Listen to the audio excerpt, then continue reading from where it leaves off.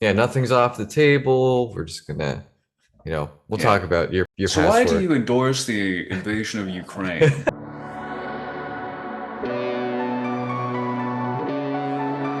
Hello and welcome back to a brand new, exciting episode of Video Ditch.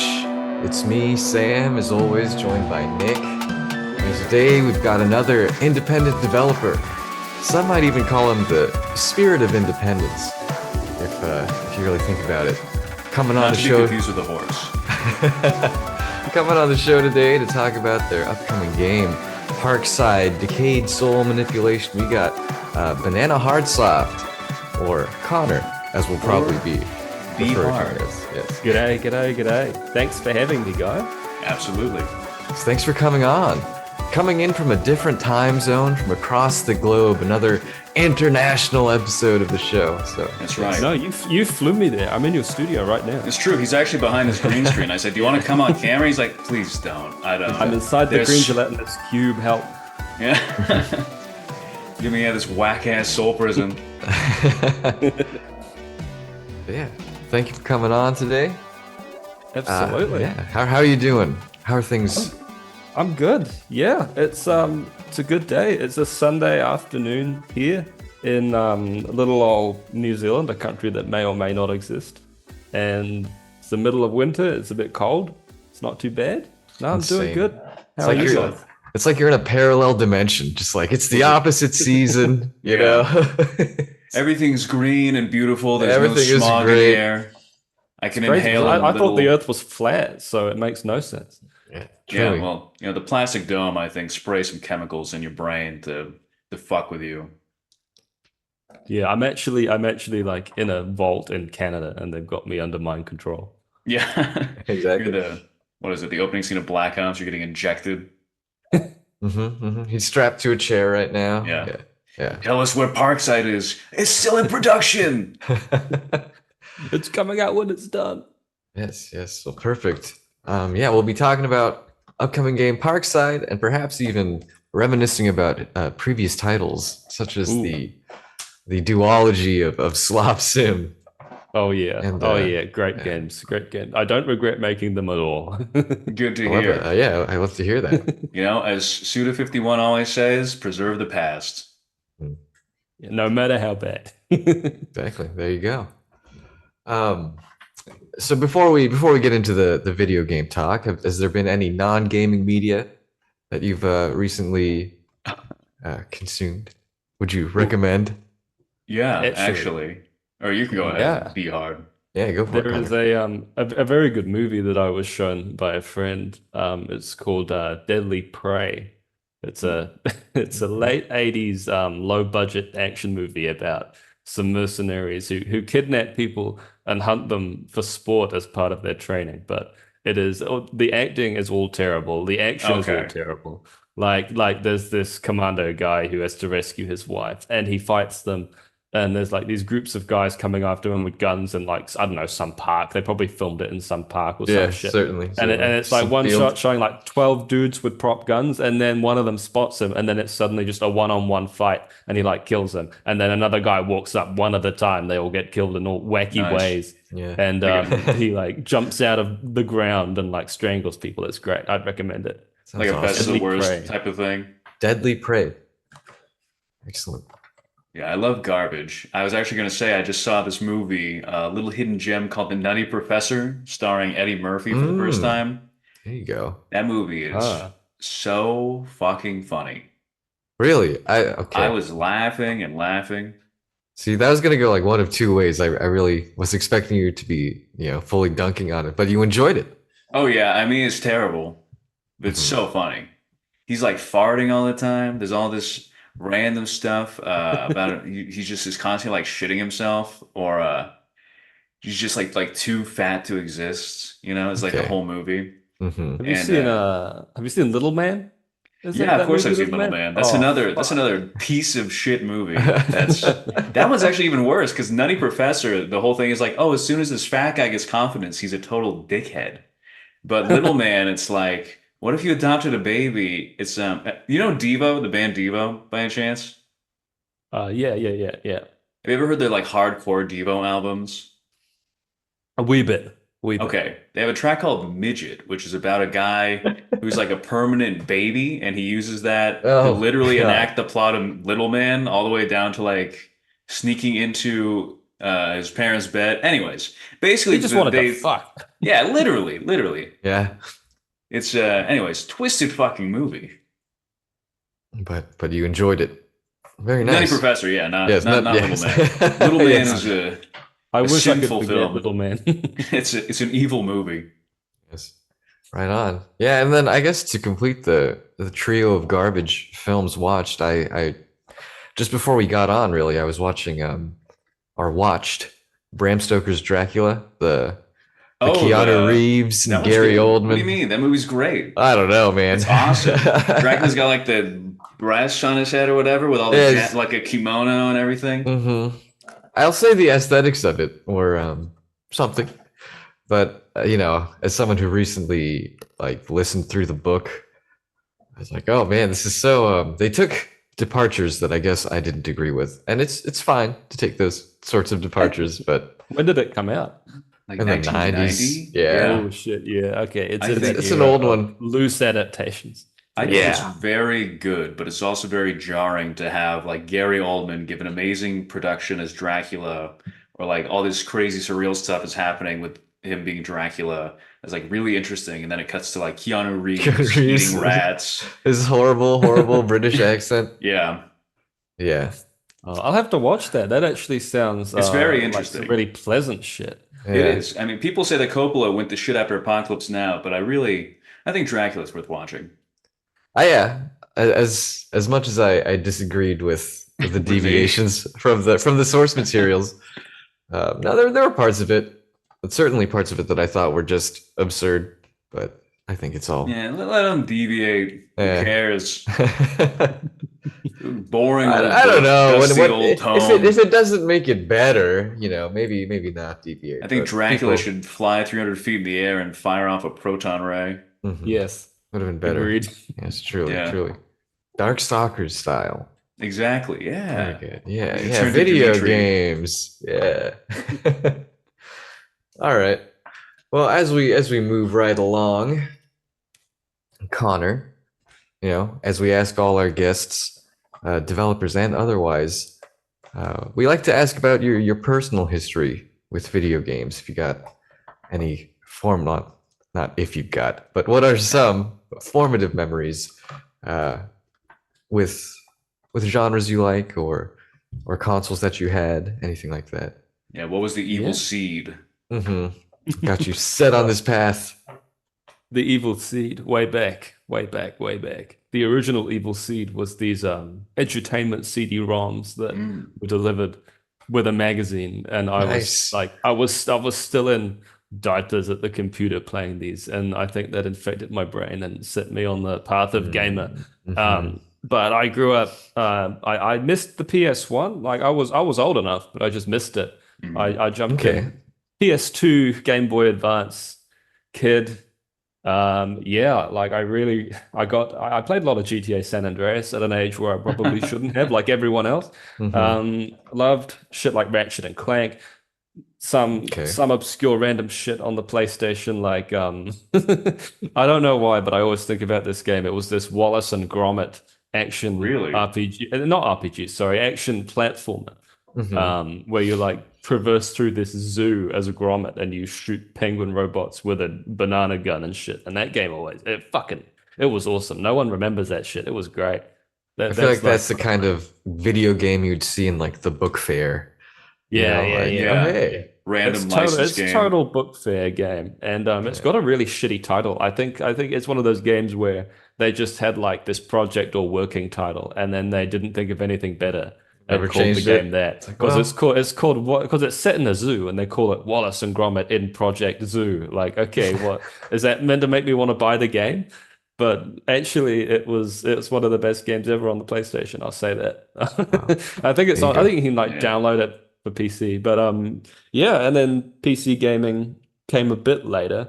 But I got into like all the Valve classics, Half-Life, loved it. Half-Life 2. Mhm. Actually, I was unfortunate enough to play the Orange Box on PlayStation 3 before Same. PC. Yeah. Yeah, you know, The infamous nothing version. wrong with that. The Nothing really wrong good with that. version.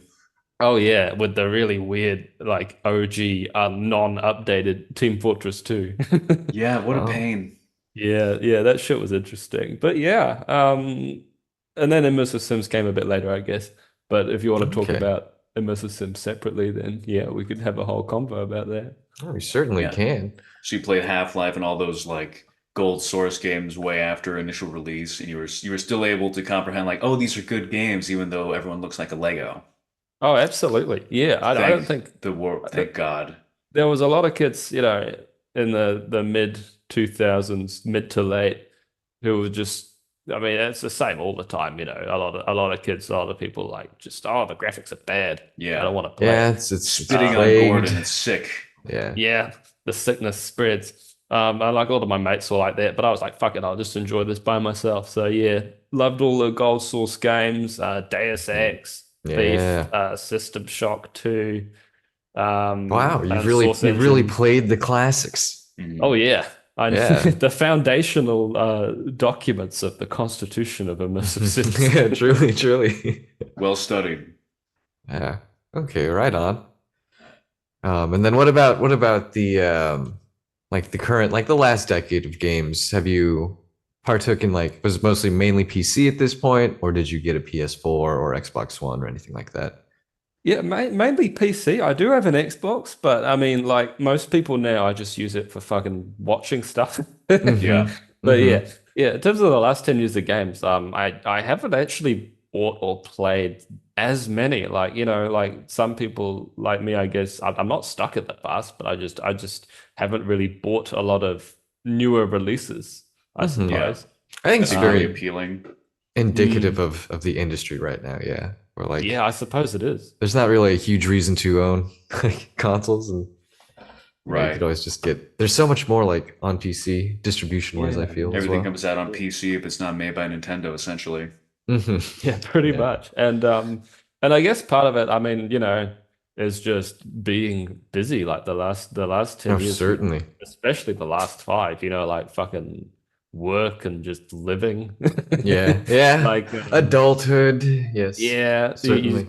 when you're in a routine, you tend to, I guess, gravitate towards the games you're familiar with, sometimes the comfort games, maybe. So I guess that might be another reason why I just haven't really bought or played that many new releases. I've just been, whenever I sit down and I want to play something, I guess I just gravitate what I'm familiar But with. But is you're going to yeah, enjoy. Yeah. That's yeah, perfectly yeah. valid. Yeah. Totally. Yeah, for sure. But there's a few I've really enjoyed. I mean, one of the most recent releases that I've actually played that I really really enjoyed was Baldur's Gate 3. I mean a lot of people have fucked with that game, Yeah.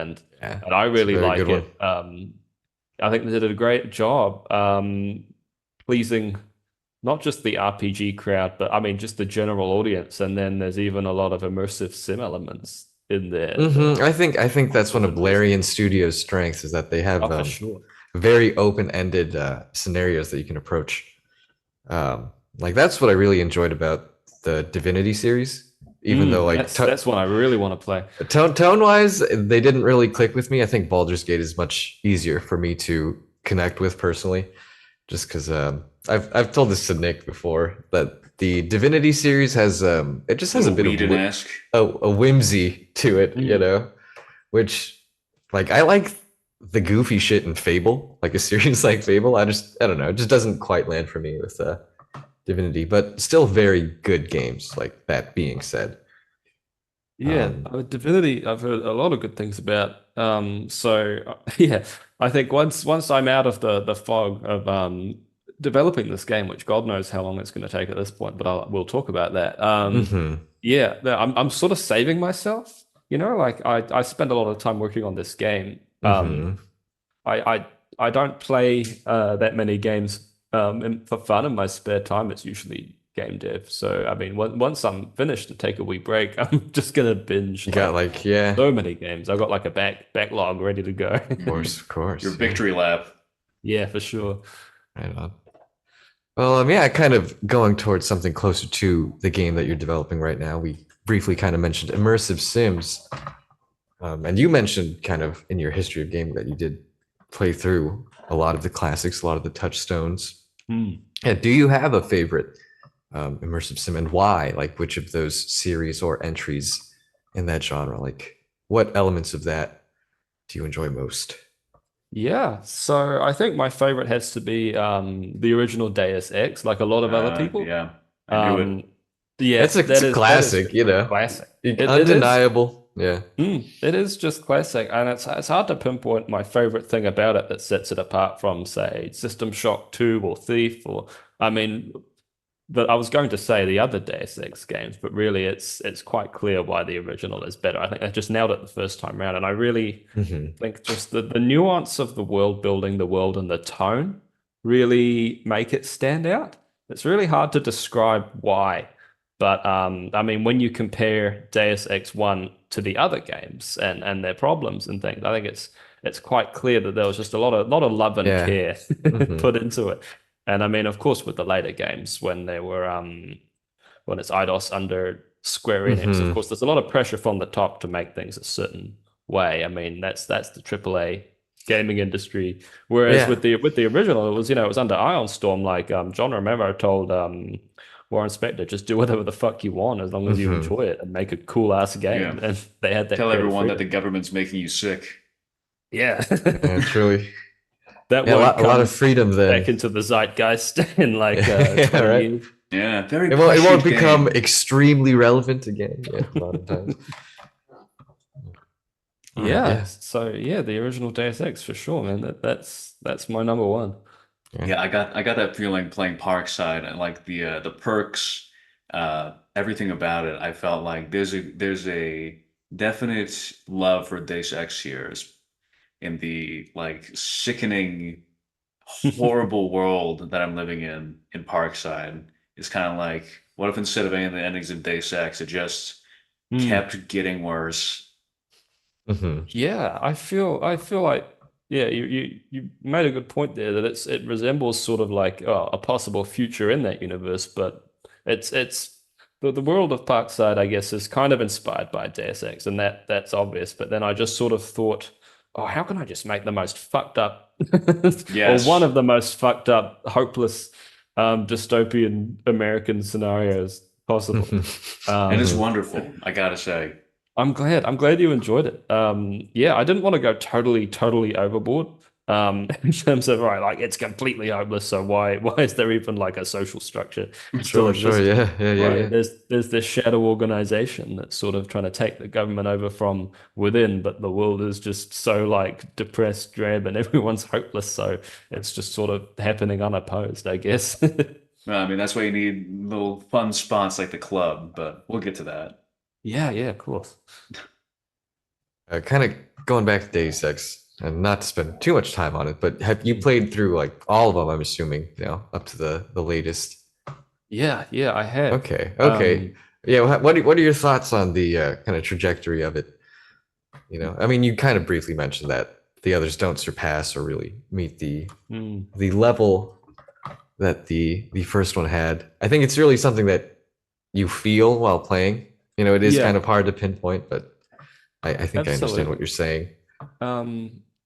Yeah, talking about the second game, Invisible War, I actually enjoyed it despite its flaws because I mean, as I understand it, there was pressure for them to make a very console-friendly, Hmm. console-ified version of Deus Ex. I think they achieved that on PC. Obviously, it's a similar thing with Fallout New Vegas, Mm. where the fact that there was a huge priority to make it a success on console hurt the game.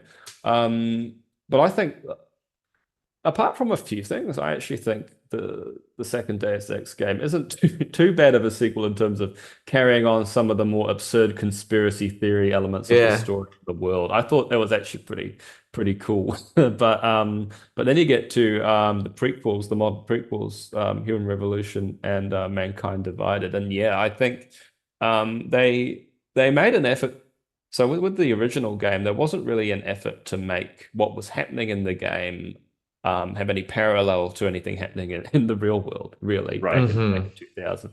But you can tell with the the plot of augmented people being sort of marginalized. They're trying to Hmm. make a social statement, sort of, with that storyline. And I think they could have just stuck to some more of the fantastical conspiracy theory Yeah, just element. a They lost world that. where They those lost that conspiracy element. theories were true. Yeah, Yeah, that because is part of the appeal of the first one they too. had the Illuminati Yeah. sort of in the background, like in the Hmm. intro and ending cutscenes and what have you, but they never really played into the story, you know. Right. So I think if they had removed some of the plot points from reality a bit and played around a bit more and thought outside the box rather than trying to make it this story centered around the social struggle when the first two games were so out of this world with a lot of the plot points, maybe then Hmm. it could have been a little bit more enjoyable. I don't know though. I Right. don't I know mean, that. JC did not give even, he did not care at all that he was basically just a giant nanomachine goop smashed together. Yeah, He did not care in the slightest but I compared to think Adam. yeah. Yeah, yeah. Adam, I kind of liked Adam. Like I get that within his character, he would have been frustrated in some ways, but I mean, they tried to make him seem like a cool cucumber, but really he couldn't match up to JC. Just Hmm. Yeah. What a completely shame. monotonous. What a shame. Yeah. Yeah, devoid of any emotion. Just Oh, totally devoid of emotion, like the main, I can't remember her name at the moment, but you know, Ghost in the Shell 995, Motoko? the major, yeah, just hmm. Yeah. totally monotone in every situation as well. Yeah, no, that's definitely the character type you got to have in Deus Ex.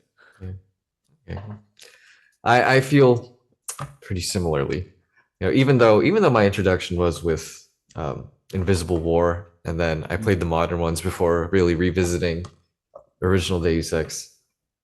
Um, yeah, you make a good point about how the trying to make it more of a social statement with the later titles, it loses a lot of the flavor. You know, sort of Mhm. the fun of it is a little lost, I think. Yeah, and that's not to say that it's wrong to try and No, do that certainly, with the certainly not. No. story. It's it could be quite important, but for Deus Ex, I think looking back at the roots of the series story, then I think it was a little bit of a mistake. But Hmm. I did enjoy the modern games in their own right. Yeah, Just certainly. The gameplay yeah. there, I quite enjoyed.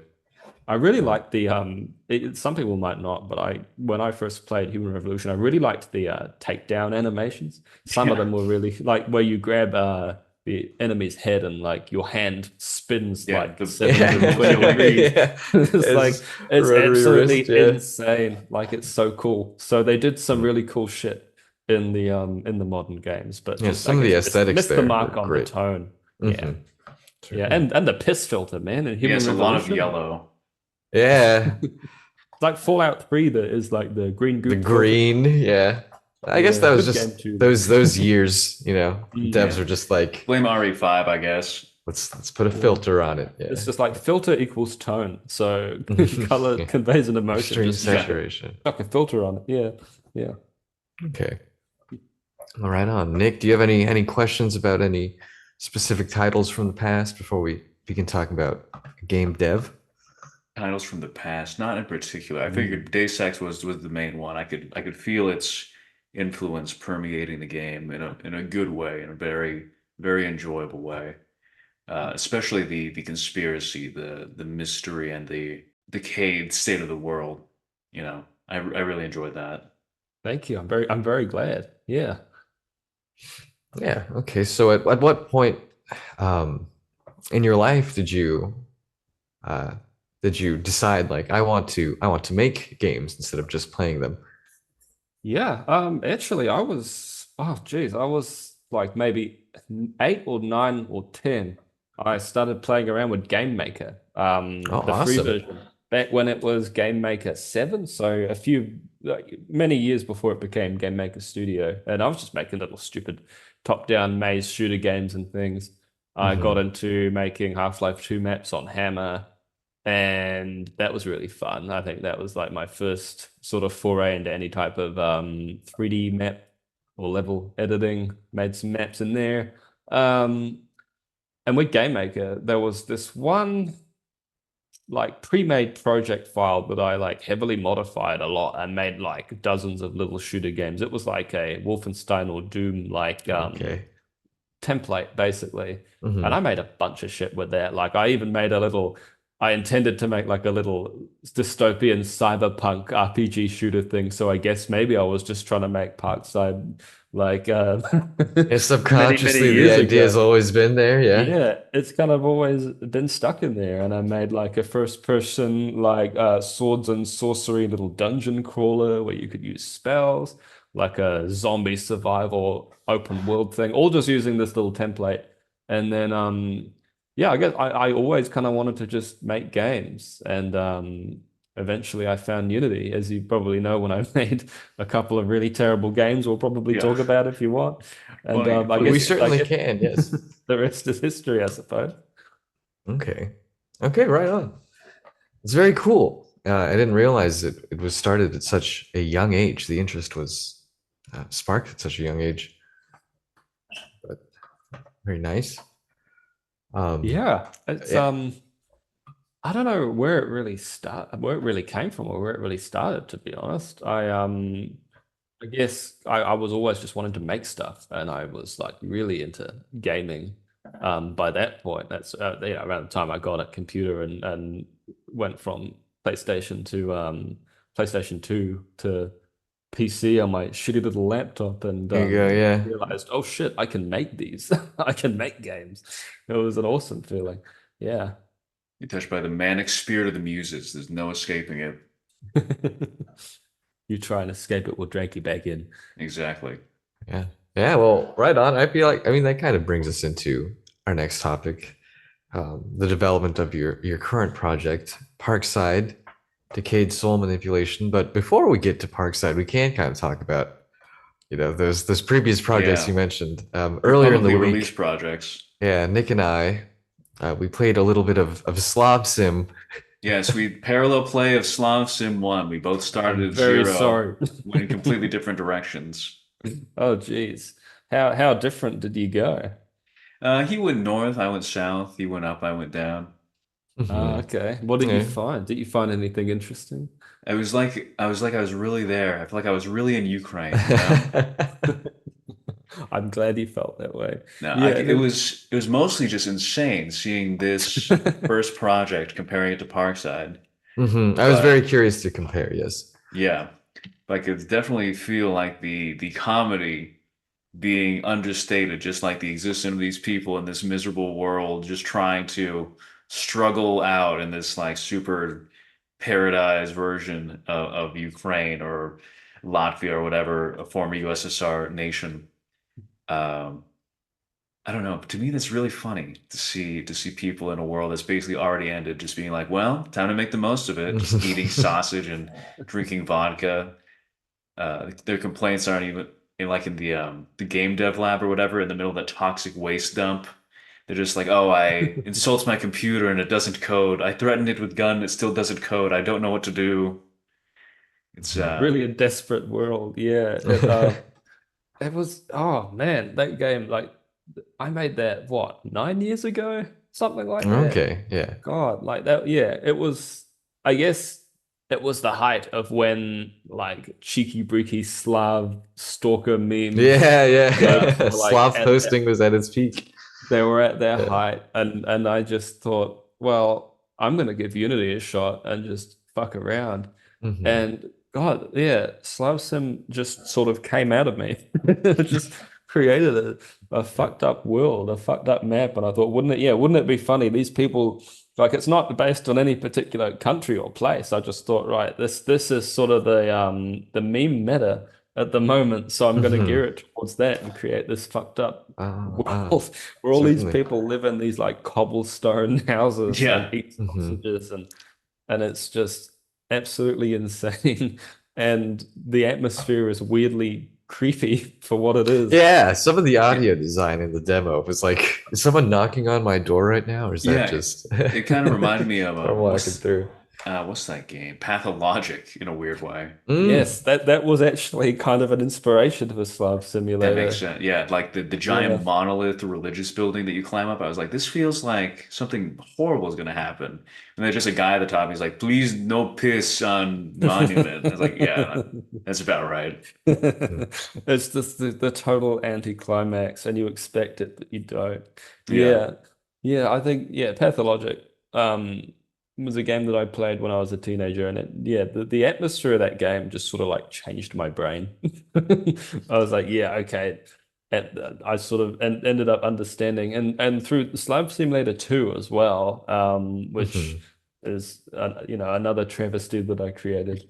Um, yeah, if there's one thing I did kind of learn from making those is how to sort of in a very simple way put together an atmosphere, being the sum of its parts. As crude as those games are, maybe the second one more than the first one. The first one I was just really fucking around, Mhm. but in the second one, sort of subconsciously learning, lighting and level design and Yeah, and audio, everything environmental can come storytelling. together. You certain Yeah. you certainly see the seeds of that. Um, even yeah, as how crude they looked. With some like the notes that you left behind, and then some like the Yeah. dialogue or just yeah, there Right. was storytelling on display there. Despite it Yeah, all. I guess, and I guess through that and the games that sort of like I grew up with, environmental storytelling sort of was embedded in the back of my mind as a really good way to convey that world. Like Slab Simulator probably wouldn't have been funny if it started out with an intro saying, "You are in this world, it is all shit," blah blah blah, explaining something to you like you're dumb, and then throwing you Yeah. in and yeah, no, just teasing those little, if any, details out of the world and just sort of experiencing it, I think is a lot better. Hmm. Yeah. Okay. I mean, that was really the extent of what I wanted to bring up with Slav Simulator. We can kind of move on into Yeah. The into Genesis, Parkside. the Please, origins. let's forget about this No, game. no, Anyway, I'm Sam and I will certainly. be streaming Slav Simulator 2, probably already Fuck. done by the time this episode comes Yeah, out, exactly. with live director Oh, Yeah, commentary. there'll be a man, I actually VOD. kind of hope you do. That would be funny as fuck. Like, No, Yeah. we certainly would. Probably on I'm actually Monday. somewhat minutely proud of the second game. So I hope you enjoy it. We've been holding off until we can both get a good slot of time to really dig into it. Hmm. Because I know you mentioned that 2 is, well, for one, finished, but you have more pride in that one as a product, as a finished game. Yeah, there are quests in that one. There's advancement. There's a final Okay. boss. So yeah, get stuck into See it. And even more of the seeds, I'm sure, for Parkside when you oh, play through that one. absolutely. Yeah, yeah. That's exciting. How long did those projects take, Um, roughly? Yeah, Slab Simulator 1 was probably only in a matter of a few months. Um, I can't actually remember off the top of my head. Just because, I mean, back then, that was what, 2015. I was in high school. I was just fucking around. So I Okay. actually have no idea how long that game took. Uh, Okay. Right but the on. second game, it actually took a good few years, only just because I was at university at the time. So my time wasn't, I didn't have a lot of spare time. Yeah. So that was from about 2017 to about, I think it came out like 21, 22. So Okay. good few years, but that Yeah. was just because, and I took a lot of Your time was hiatuses. I just got sick of impacted. Yeah. it. Yeah, yeah. Yeah, but in Okay. reality, that probably would have only taken like a couple years if it School, was what a just, waste of time. I know, fuck it, education, right? We don't need to be educated. Yeah, just game. Yeah. Yeah. Or make games. Truly. Yeah, make game, sit on your iPad, drool on the Yeah. floor, Yeah. fucking Yeah. education. Watch Here we go. TikTok, watch Family Guy, All at the same fucking time. All at the speed same run. time. Yes, Yeah. exactly. Yeah. As many devices as possible. Listen to Mhm. Dental Drill soundtrack 24/7. Exactly. It's keeping your brain active, stimulated. Your synapses are ready to fire at any given moment. Exactly. It makes you smarter. Yeah. Mhm. Oh, okay. Well, with Parkside, when did you start working on this project? I started working on Parkside mid to late 2022, about like July, August. Okay. Yeah. And sort of started. I was just bored. I was just like, yeah, I just got to make another game. I didn't know what I Nice. was going to make. Actually, a Okay. little bit before that, I started making something totally different that I sort of abandoned, which was a first-person like fantasy RPG, which is like super different to Yeah, that to is Parkside. certainly. Yeah, really big night and day difference. But I kind of stopped. I got in pretty well, relatively deep. I had some of the main systems working, and then I guess I kind of got bored of it, or I was like, okay, maybe this is a bit over my head for the time being. Was this also Um, going to be immersive sim adjacent, just in a fantasy setting? Somewhat, maybe in Mm. terms of the open-ended way, I was gonna Hmm. let the player complete quests, I'm imagining perhaps. Daggerfall for Yeah, some imagining reason. like Yeah. if a Bethesda game was good, essentially. Such That's a that's very hater. flattering. I Such a mean, Bethesda hater. You know. I feel like I'm not crazy. No, you're not. You're No, not. You no, know, the no. things you It's say are pretty definitely valid. true. It's pretty valid. Although there is quite a difference between 90s Bethesda and modern Bethesda. Hmm. Modern Indistinguishable to Bethesda. me. Oh man. Just all out Bethesda hater. Yeah, I couldn't get into Morrowind. I guess that's the end of it. But anyways, That's all right. I respect it. Actually, on that note, it was going to be, I guess, similar to Morrowind what I was making, unfortunately. graphically, Okay, okay. Graphically, yeah. In terms of actually how it would go down, though, I have no idea I because mean, if you I made a Morrowind that was fun to play, that would be great. well, yeah, the combat wasn't going to be hit or miss dice rolls. I know, Yeah, right? or a huge Fucking step hell. up. I don't know. It's obtuse, but I kind of enjoy it because it's infuriating. I kind of like games that It, like it adds kick to you in the the balls. experience. Yeah, Yeah, certainly. it's like pathologic games that fucking rip your nuts off. Yeah, But not big in like Lisa a nice fan. way. Yeah. But anyway, so this game it sort of died. Probably Hmm. because I felt like I didn't have sort of maybe the technical knowledge to pull it off. I got halfway there, but not all the way. And then after a wee while, I needed something else to work on and started making Parkside. But at the time, I really didn't know what I was going to make. Like Hmm. it wasn't going to be an immersive sim from the get-go. It was just going to be a straight up linear shooter. Okay. Um, Were there any yeah, so story elements you had planned from the jump, or is that something that you develop just through the process of? initially, I had kind of the rough setting down, dystopian American city or state, um, sort of reminiscent of like Half-Life 2 Beta City 17, I Mm. guess, which is sort of Okay. how the city in Parkside has kind of ended up. Um, Really, I just started fucking around, to be honest. And the story, the immersive sim elements came a bit later as well. I'm not very good at starting with a formulated idea and a formula and a game system. I just sort of feel things out. And I mean that's probably the worst way to do things if you're trying to make a game in a time frame and get it out. Ship a game, I suppose. But yeah, I just sort of felt it out and the story, the immersive sim elements, everything that sort of made Parkside kind of what it is, as opposed to just like another fucking some kind of like weird, obtuse, random linear shooter that it was going to become. Just sort of came over time. Yeah. Yeah, well, I mean, I feel like it's certainly one of the advantages of solo development. Is where Mm. you're not really bound to other people's time frames or constraints. Yeah, fuck. If I worked with someone else, or if I mean, I'm very fortunate to have a stable full-time job, so it's a passion Hmm. project in my spare time. A lot of people, unfortunately, may not be as fortunate, or they have raised some money or saved some money, and they are making a game by themselves. Like I commend people who have done that, who have gone out on their own and put their shit on the line, Hmm. solo developing. But yeah, for me, fuck, man, if I was working with someone else, they would hate me because I'm so fucking sporadic with my time and what I work on. I think a lot of indie devs are, but Hmm. yeah, we could It's talk the about nature that. of the beast, I'm sure. Exactly. Yeah, yeah, Yeah. That's yeah, what for makes it sure. interesting, you know? The single-minded idea, the single person working on the project. It's what gives it that soul, that little piece that you put in there. It's That genuinely decayed yours. soul. Yeah. Oh, hey. Yeah. Makes it tastier, like a little vein running through the blue cheese. That decay just adds to it. Ooh, for better or for worse. I mean, yeah, there's definitely upsides to solo development, as you say. Like the singular vision thing, almost like a movie director Mm. that doesn't have isn't beholden to a studio's demands or something.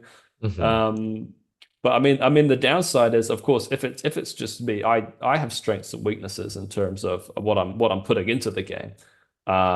Like I'm not a coding genius, so a lot of the stuff that works in the game kind of barely is held together by like the digital equivalent of not even duct tape, like that brown packaging tape that like comes Yeah. off really easily. Yeah. Um, but I mean it works, so I guess that's fine. But yeah, it's just some things take a bit longer, and I suppose I guess I'm just very grateful I don't have a deadline. Let's put it that way. Yeah, Nice. certainly. Yeah. I guess for viewers and listeners, could you give them, a basic synopsis, right? If they haven't played the demo, if they Mm. haven't checked out the Steam page Right. yet. Yeah. What's Parkside all about? Okay, you play as a guy called Alex, who is a lonely hacker living by himself, and he's trying to uncover the mystery of why did the previous vice president of the United States go missing, which is a very is a very good question because that doesn't really happen. And while he's investigating, he's detained by a mysterious armed group who basically strap him into this piece of technology called the remote combatant viewer. And these people, they're called the Illuminated Brethren, and they're like these Freemasonic technophiles who are trying to, well, they explain to Alexander that they want to remedy all of the ills of the United States, whatever they may be, because the world is in a very sorry state in the game. It's not very explained very much, but as you play, you'll sort of see that everything is very drab and dreary, and everyone is very sad. Um, and so the Brethren want you to remotely pilot this cybernetic super soldier that they've called Polyphemus, and they want you to basically do their dirty work, assassinate people, and infiltrate, espionage, to their mysterious end goal of fixing the United States, whatever that may be. And they don't really explain that to you. And they say that they get their orders from some mysterious person or force or entity called the Divine Rod, which is not a penis joke, but it sounds like a dick joke, Hmm. which I think adds to the strangeness of the situation. But yeah, Charming, that's the certainly. that's it adds that phallic charm. Yes. Yes. But that's the essence of it, really. So you've been Right kidnapped, you've on. got to do shit for these mysterious guys, and maybe try to escape or cooperate. It's up to you. Yes. Enslaved to become an assassin against your will remotely. It's very unique. It's very Hmm. interesting. I really like the Thank you. concept.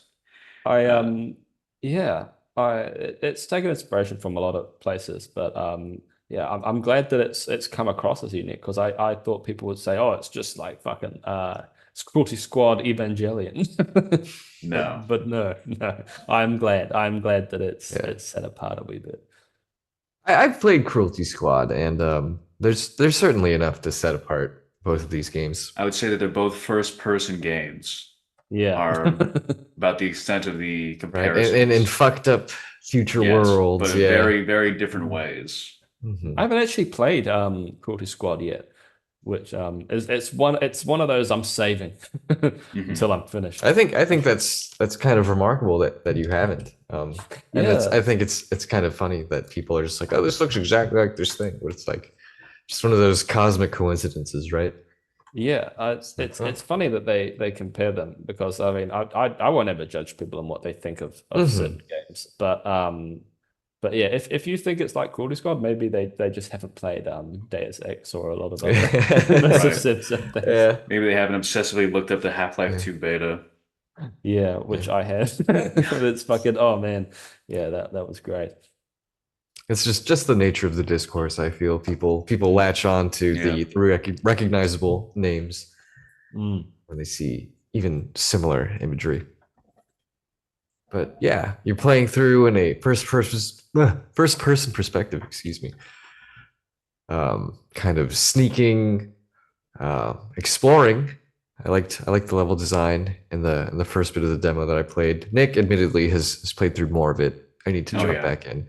The vents, very, very immersive sim. You can't have Oh immersive yeah, sim without vents. you gotta have vets, and I'm glad you enjoyed the level design. Oh yeah, I love punching homeless guys in their heads until they exploded Hell yeah, in the that's game. just what you gotta do. Yeah. Oh, I was gonna Yeah. say that's my favorite. It's my favorite weekend pastime in the Yeah. real The world, but New Zealand national sport.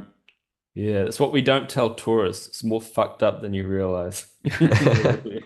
And they come to see the filming location for The Hobbit. They end up with a giant crater in their skull. Yeah, that's just how it goes. That's how we make money when we sell your organs internationally.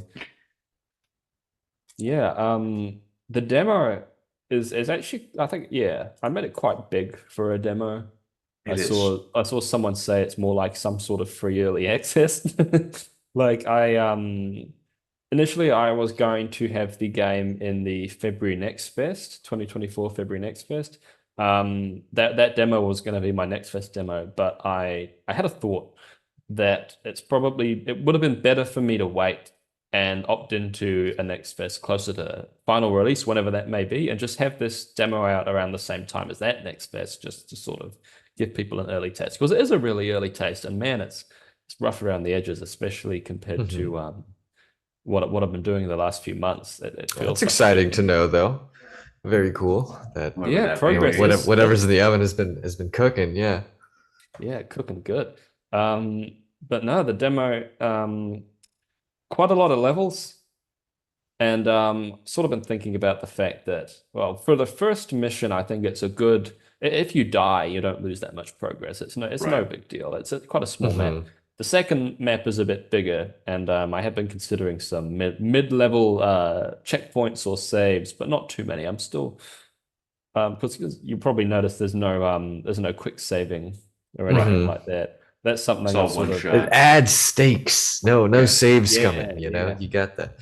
Exactly. And I mean there's one side of the coin for arguing that quick save should be in no matter what because it's an accessibility thing for people who Certainly, may certainly. struggle. But I think I can remedy the difficulty by just having difficulty settings for people. But Exactly. Yeah. Yeah. Story Choices mode. or No one ever customizable shoots at settings. you. yeah, exactly. Something like that. But yeah, no quick saves. Just try again if you die and see how you go next time. Yeah, I Hmm. mean, I think that's the ideal way. It made me personally try a bunch of different approaches until I settled on just sitting in the corner and blasting every cop in the area in the head and then just assassinating the guy, which was the fun Yeah. way for me. That is a really good solution, and that does reflect though that yeah, in the demo at least, I have been working in little ways to improve it. But things like the AI and the difficulty balance are quite imperfect in the demo, which is something that I'm currently working on. Man, they never tell you that AI is one hell of a thing I'm to sure. um to deal with. Um, Not just the basics, but the edge cases where you've got weird shit happen and you have to make sure that you're accounting for every little possibility, not just Hmm. in AI, but man, yeah. That's sort of I suppose if I were to pick a downside of developing on my own is that like yeah, it's just me figuring out these wacky code problems when they Yeah. come up. And for a And solo developer, like if you get stuck on some shit, like if you got someone doing art level design and stuff, that can carry on while the programmers figure out this shit. If if something holds me up, and quite often it's the most like shit-brained thing, like the most simple thing in the code has gone wrong in retrospect. It could take a while, and then it's just you change this little thing and it works. You think, fuck, I wasted all that time. yeah. But yeah, no, the AI is something I wasn't very happy with in the demo, but I'm working to improve that and hopefully, yeah, I mean blasting all the guys in the face standing in the corner is fucking fun, but hopefully you won't be forced into that situation Oh, I as wasn't often. forced. I just like to do that. Oh, okay, yeah, fair No, enough. I went through it also just normally using lockpicks and sneaking around. Mm. I just like to see what I can do with my guy, you know? Yeah, yeah, for sure. Yeah. I Uh, appreciate a game that allows multiple approaches, you know. But yeah. Um, at the moment too, I think yeah, I want to expand on the player's approaches. With stealth, I Hmm. mean, in the demo, you've got the silenced pistol, which is all right, but everything's lethal. There were no non-lethal weapons, and not that Mm. killing versus knocking out would make much of a difference, but I've been working on some non-lethal weaponry because like in the second mission of the demo, for example, there's a guy you got to get some money from, and if you kill Hmm. him, then the guy who wants the money is like, well, you know, you killed him, so I'm not going to help you. Um, so I mean, there is one way you can kind of knock the guy out, or just not kill him. But yeah, non-lethal weaponry is slowly making its way into the game. And Very cool. sort of an aside, real quick, but Yeah. I had this idea. This is sort of a lesson in game development is not expanding your scope too much, which is something I'm really trying to stick to. But Okay. I I can had this understand that. idea. I had this idea of a psychic combat play style for the game, which I thought was going to be quite a cool idea. Excuse me. I've sort of decided not to do that because it would have delayed things a lot and made things very complicated, at least on my end. But you never Hmm. know. It could come back in a Perhaps in the downscaled future. way. Yeah. Perhaps in the future, who knows? But Hmm. yeah, sort of a little bit more in depth than say System Shock 2. You've got like the psychic orb that has like That its was immediately what full my brain attacks. kind of went to Yeah, when you mentioned that. I was envisioning sort of this additional layer to the world where you enable your psychic power and you can like fight people in this like out of body like crazy Oh, Okay. game. astral projects. Yeah, Yeah. yeah, Yeah. yeah. Yeah, like an astral Interesting. projection, like your body stays there, but your like astral body fights them. Although that's a perfect example, right, of like a game dev idea, like and you immediately think it's gonna be awesome, and then you sort of like Start try to figure it Right. out. It's like yeah, this is you Which figure it would actually out be in not your fun. cool, head. but it would also add 6 months. Yeah, you exactly. You shoot it down through logical thinking. You're like, yeah, no, Hmm. fuck. But who knows? Hey, Parkside 2 Psychic Warfare coming There you go. 2031. Yeah, There you the go. mind gate conspiracy. Yeah. Right? Yeah, I want to ask, I know you're a solo developer. Do you also do all the music for Parkside and by extension Slav Sim? I did for Parkside. Yeah. Oh, very It cool. is very good. I really like it. Thanks. I appreciate it. I'm very amateurish at making music, but I did try hard to make it sound somewhat decent. It is a lot of I wouldn't say produced. It's more like composed. Like just found a lot of really good samples and edited them in a very nice way to make reasonable music. But Mm. Slav Sim 1, a friend made that ambient track for Slav Sim 1. I think he did a really good job. Like it added that layer of spookiness. And Yeah, it makes it Slav Sim uncanny, 2 certainly. yeah, really uncanny. Slav Sim 2 is just a bunch of other game soundtracks because it's a free game, you know, Okay. copyright Yeah. infringement with fucking whatever. So yeah, Hell Slav Sim yeah. 2 is like sort of like a vibe playlist. Man, fuck yeah. Just throw in whatever. Yeah, no problem. Hmm. Okay. Yeah, okay. But yeah, the drum and bass tracks in Parkside, I Yeah, really the enjoy D that. and Like B. constant slamming sound really enforces like not only is this a horrible world, but it's a very violent world. You should always feel on edge, which I really enjoyed. I'm a big fan of Yeah. cacophonies. No, You me certainly too. are. Really, I think audio is so important for setting the tone, and yeah, it has a lot of violence to it, Mhm. and there are some later levels that depart from that. So what there is in the demo, I think I've got two and a half times the number of missions from the demo, you know, just total at the Okay. moment. Some of the later ones, like I've tried to incorporate some like what how would I describe it? Sort of like tribal style drums and like Mm, desert. Oh, it's like Fallout New Vegas ambient style okay. music in one or two missions. And then we've got some sort of more toned down electronic themes, but then when you get into combat or something bad happens, that's when things start to ramp up. So, Right. but yeah, man, like definitely those levels in the demo really heavy on on the jungle drum and bass for Hmm. Yeah, sure. it's great. Yeah, yeah. very much appreciated, certainly. Oh, And great. yeah, I'm glad. and it taps into sort of that, turn of the millennium Oh, for nostalgia, sure. very like Yeah. futuristic, retro. It's hate to call it retro futuristic, but it Yeah. is sort of like Y2K it is like aesthetic. a 20-year-old aesthetic at this point. Yeah, I But it's really love evocative the of stuff like that. I love the Y2K future aesthetic, that's for sure. Just Mhm. that vision of the future in sound, in visuals.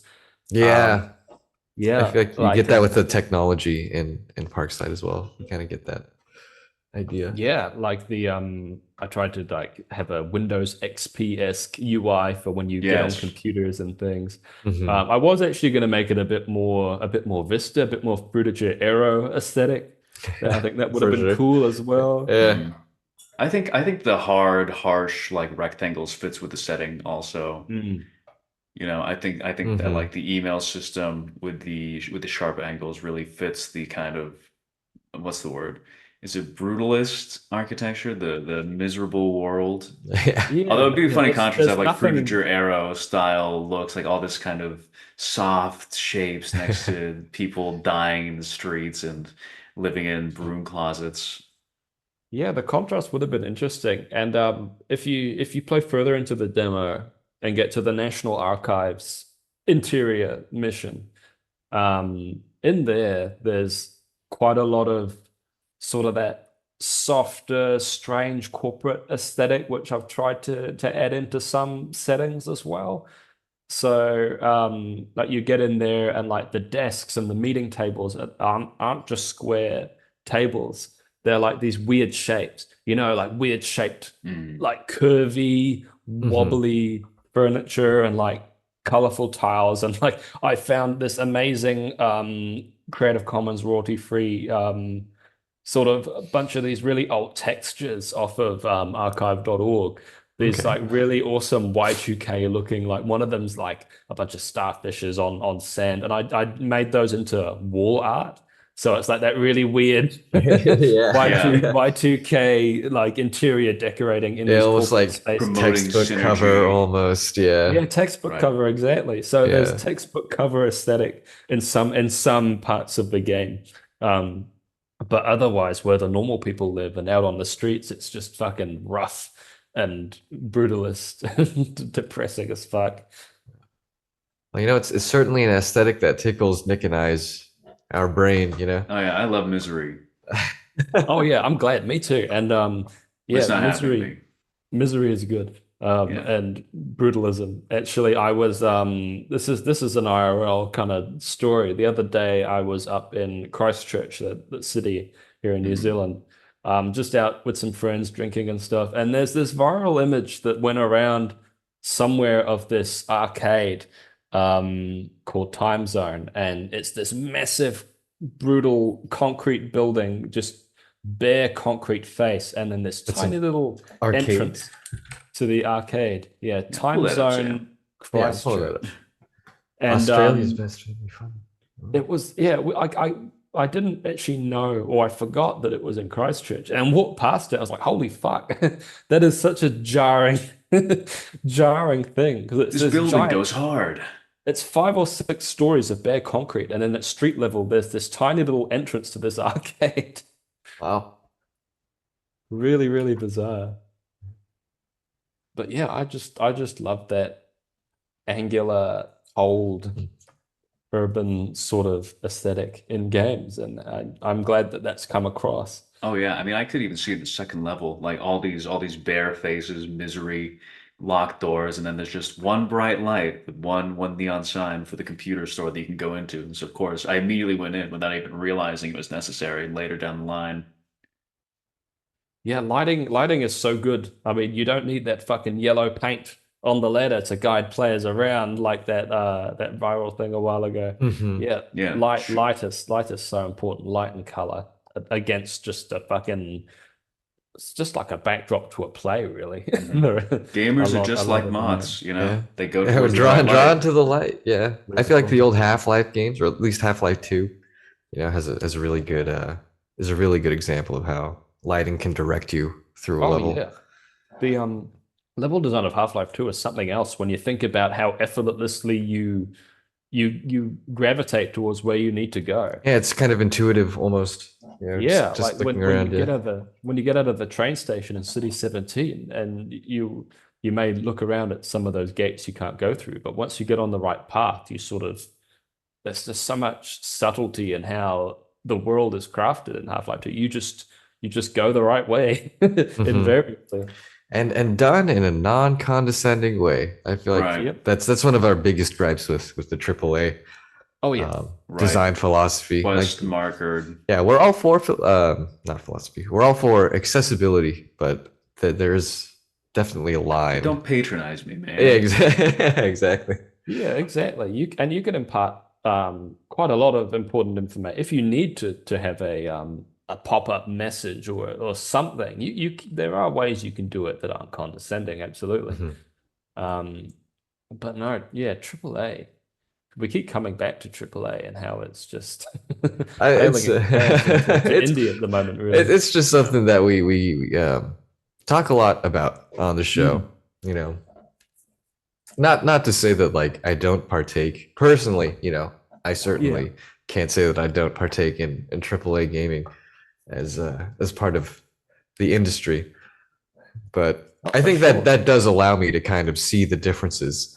When playing through these projects that are brought to our Right. attention. Like You know, watching a Marvel movie and then watching a Racerhead. yeah, right. It's the indie Yeah. spirit versus the Yeah, very I corporatized. was just gonna say that too. Hollywood versus watching Deadly Prey from Yeah, 1987. yeah. Hey, there you Even something like go. that, exactly. It's still, that independent spirit, Yeah. for better or worse. Yeah. But again, utilizing a medium that people love and love to experience. Very good. Um, yeah. So with Parkside, I got to play more of that demo because I only played the tutorial and that first zone. You are forgiven. Yeah. Thank you, thank you, thank you. I played the first all three levels, but I didn't play the tutorial. Oh, there you go. I mean, learning through Ah. doing is a totally valid Yeah. experience of playing games. I said Mm. 80 times, what does F1 and F2 do? I'm just gonna ignore it.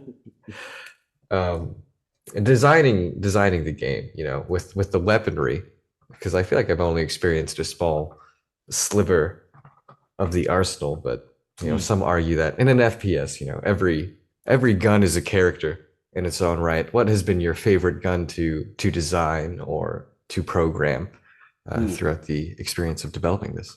Yeah, good question. I think I keep coming back to using when I'm playtesting, I Mhm. gravitate towards the lever action shotgun, which I put in Okay, shotguns about are a wonderful. month and a half ago because it's just yeah, it just has this kick and the way I managed to get the sound just right, it's just so satisfying. Yeah, on the Um, subject of it, what makes a good video game shotgun? What do you think? Makes the ooh, head good blow video up. game shotgun. It's that feedback. It's when you shoot something or someone, they go flying, or there's this Yeah. sound Yeah, kick. yeah, Yeah, you certainly. gotta feel like it's made an impact on whatever you've shot at. And I managed to hopefully get that right with this shotgun. I think I did because I Okay. keep using it. It's very fun. Yeah, But excellent, some of the excellent. other weapons I really like, there's the bullpup rifle, which you can find in the demo in the gang base in the Yeah, second Okay. I got level. my hands on that one. Just Yeah. mowing through the That one's entire game with that one. it's quite satisfying too. Yeah, guns are characters. You're right. And some of the weapons in the game are shit, but I suppose that tells something really. Yeah, Like it's there's part of the universe. Sometimes there's just yeah, a shitty consumer grade firearm. It's like, you're well, right. Or something that's just been cobbled together. Like there's an SMG certainly. used by the Lions Gang bandits in the demo that uses 22 caliber rounds, and it's very weak, but it has a high rate of fire, meaning that you can stun lock some enemies if they flinch enough while they're getting shot. So even the shitty guns kind of have their uses. If that were your last resort and you're fighting a strong enemy and you just need to hold them back, then even that Yeah, would be useful. Yeah, keep them in certainly. places you B hop away. Okay. And moving sort of away from the arsenal with the storytelling of the game, and you sort of experience it in the demo. There is a a narrative track that you're on, and you get these moments of dialogue options when you're speaking to other characters. Is choices and consequences, is that sort of a mechanic that's going to be present throughout the whole narrative, or is it mostly just sort of like, for flavor through conversation? I intend to have quite a bit of choice and consequence. Probably not an excessive amount, but what Again, I've one been of those working things on. that I'm sure is like you can get really ambitious about, but Yeah, yeah. yeah, it's a balance, that's for sure. I think the furthest extent I'm going to take it is well, of course, with the story, without spoiling it. Yes, certainly. You can imagine there'll be a desire for you as the character to want to escape the brethren and get Right. away from the situation. And also you may want to say, fuck it, I fuck with this vision Right. for the United States you have, Yeah. whatever it may be. So there'll be the ability to side with them or side with others, or perhaps even another agenda. So there will be different endings, and Okay. Okay. it won't necessarily be like Deus Ex One, as good as a game as it is, just pressing a button for a different ending at the end. There will be some branching. I'm planning to have a few missions where, depending on your choice, you'll go to one of two completely different locations or maps, for example, instead of another. So, like, say if there's someone willing to help you, um, and there's a group of enemies you're trying to track down, you may have the option to deliberately make a choice that you get sent Okay. Cool. to a different map. So there'll be some branching, and I've also been working on sort of well, I wouldn't call it a system, but the character has sort of a personality or sanity level and a Mm, reputation. So how others okay. see you and how you feel within yourself. And I mean, there's an element of that in the demo, where if you're rude to the administrator at the start, then you'll have some different dialogue options in those I did demo. notice Yes. that. Yes. Yeah. So there'll be a little bit of that taken to a further extent. And Okay. also Cool. that's a consequence for killing civilians too, because if you kill civilians, your sanity will go down a wee bit. So if you want to, you can kill every civilian in the game, and by the end you can be this absolute psychopath with insane options of dialogue if you want. But yeah, just trying to find a balance between not widening the scope too much and Yeah. still Certainly. that choice. So yes, no, there will be definitely a good measure of choice and consequence in the game.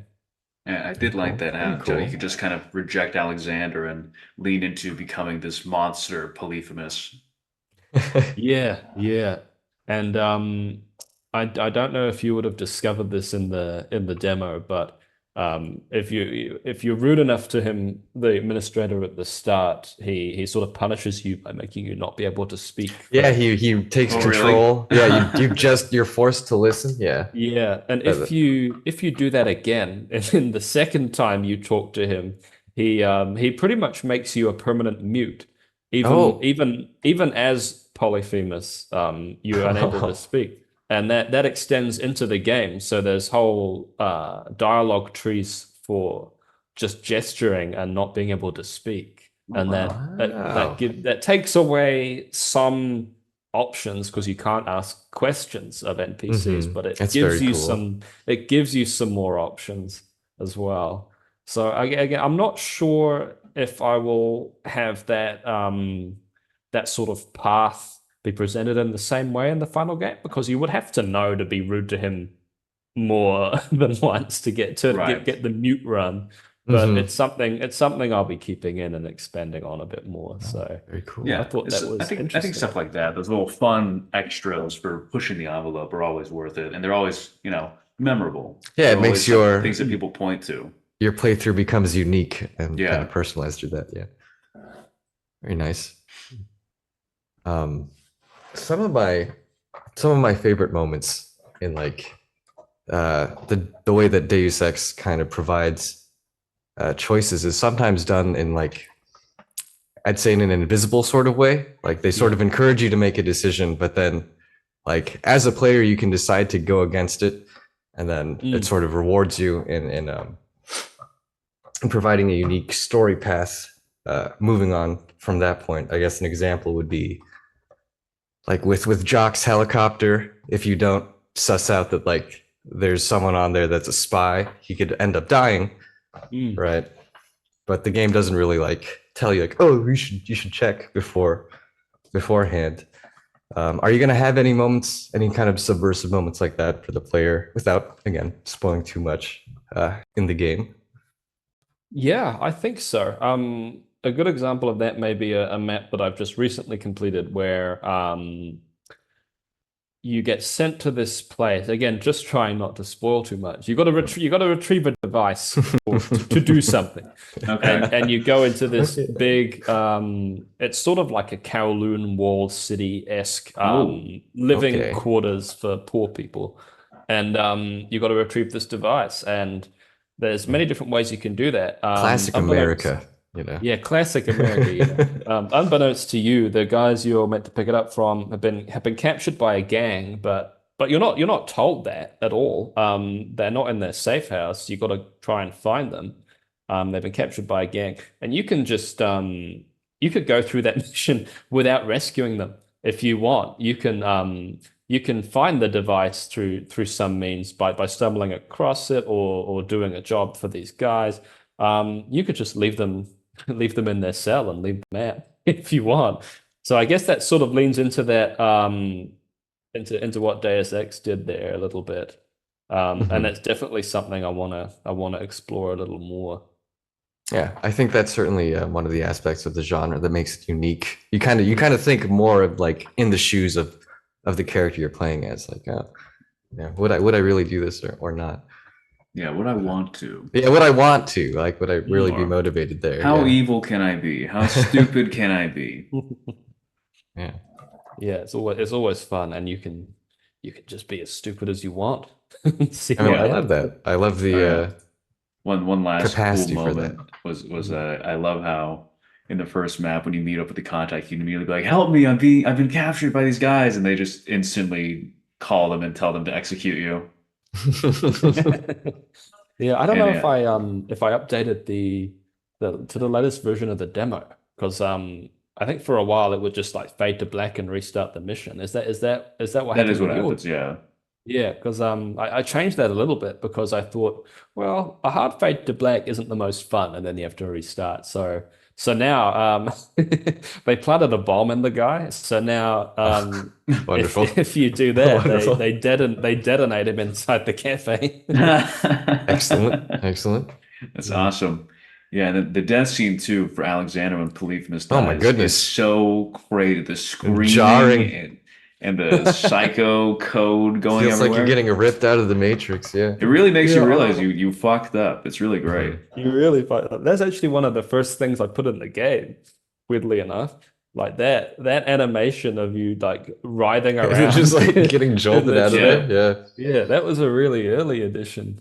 Yeah, and I just thought, man, okay, I fucking nailed it. Let's keep that. Yeah. Absolutely. Yeah.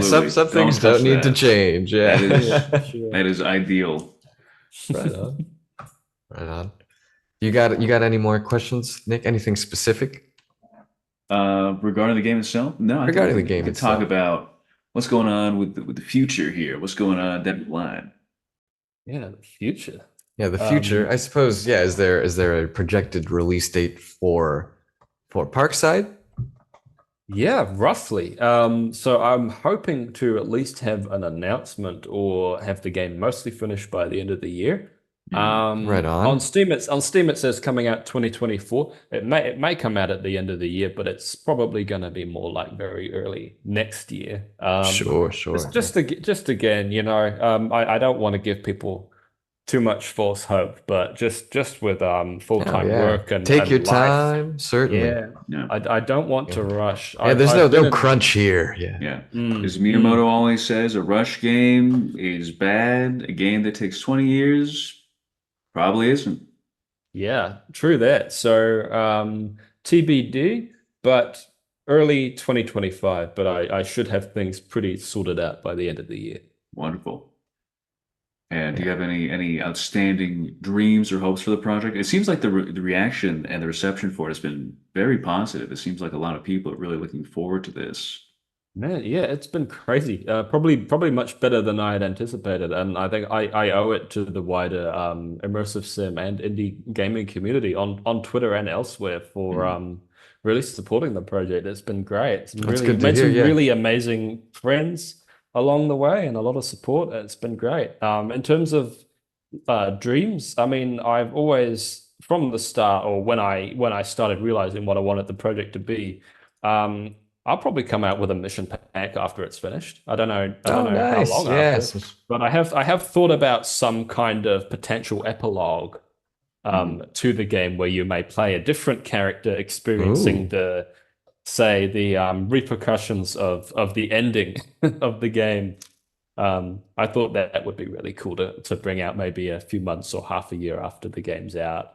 A little treat for everyone who's played it. Oh, yeah. So yeah, definitely gonna do that. No promises on this next part, but I have really been itching. I've been really thinking about some kind of multiplayer deathmatch Oh, wow. mode. Oh, I was yeah, about that'd to be ask. I fun. was like, oh, multiplayer Yeah, would be a because I wonderful. mean, yeah, Deus Ex 1 had that, and It it was did. Many people don't it, talk about that. many people don't talk about it. It's actually pretty cool. Hmm. And I mean, if we could just really quickly nip back to formative gaming experiences, I really Yeah, loved sure. playing Half-Life 1's deathmatch Yeah, mode. it still has So, players. so yeah, picture maps based off of some of the story missions, Yeah, like the fucking nightclub district or the first mission, there you go. where it's like I don't know 8v8 or free for all fighting as remote combatant Hmm. cyborgs. Yeah, That would be certainly. like maybe you could pick your loadout of abilities and things using a certain amount of points, and then the match starts. And yeah, just typical Mm-hmm. deathmatch. I think that would be Hmm. awesome. But I have Yeah. no idea at this moment how to do networking. So it would be a whole other journey or update. Hmm. Get a team to help you So So work so on don't worry, that. just all Steam remote play. They'll do the heavy Yeah, there you lifting. go. Yeah, I sweet, mean, sorted. All right. you'll Yeah, certainly get feedback for your shotgun when you realize how it feels blasting another player with it. That's like the next layer yeah, of how a Yeah, shotgun feels. What makes it good? yeah. With true that. It's proximity it's an chat enabled. excitement. Yeah. Oh man, yeah. Or how it Proximity. feels to be on the other side of it. Like, stop fucking using that thing. You know? Yeah, so Yeah. that's sort of a dream, but Oh, very I might cool. try and do that. That would be really cool. Nice. Nice. Um, Yeah, all sounds ideal. All sounds like stuff that we're looking forward to. mhm. Right. Yeah. I mean, and I feel like it would be too soon to ask, like, oh, anything like further down the pipeline, like Hmm. post Well, Parkside. I don't know. I think we had a brief discussion that you might be needing perhaps some voice work for a future project. Maybe. I have Hey, a you know. few ideas. A couple of small ideas. I think my plan, if things go well and I feel like making more games, which I'm sure I will, um, I want to try and work on something sort of reminiscent of that project that I didn't quite carry on before The sword Parkside. and sorcery sort of Yeah, project. Yeah. something like that. I'm not sure what form it would take in terms of first person, third person. Um, Hmm. Mainly, what I kind of want to experiment with is taking some of those immersive sim elements and extrapolating them out. You know, sort of think like the Elder Scrolls Oblivion's Radiant AI for NPCs in the Hmm. world, and yeah, try and make something interesting. But that will be a very long-term project, so that'll be the big one, and Okay. I Yeah. might chip away at that in the background and work on some small games. Yeah. Right on. Um, Thinking about some kind of roguelike, survivally first-person shooter short game, perhaps with a Mm. similar aesthetic to Parkside, a similar vibe. But we'll just have to see what happens. All Yeah. right. Yeah, well, certainly. Well, we're really looking forward to the release of this game and whatever future updates you've got coming and your, projects even further down the line. Everything We'll be sounds very watching. intriguing. Yeah. But again, take time to burn through that backlog of yours. We support Oh, that for fully. sure. And, Absolutely. It'll be like a vacation. Yeah. exactly. I'm sure I can only imagine. Yeah.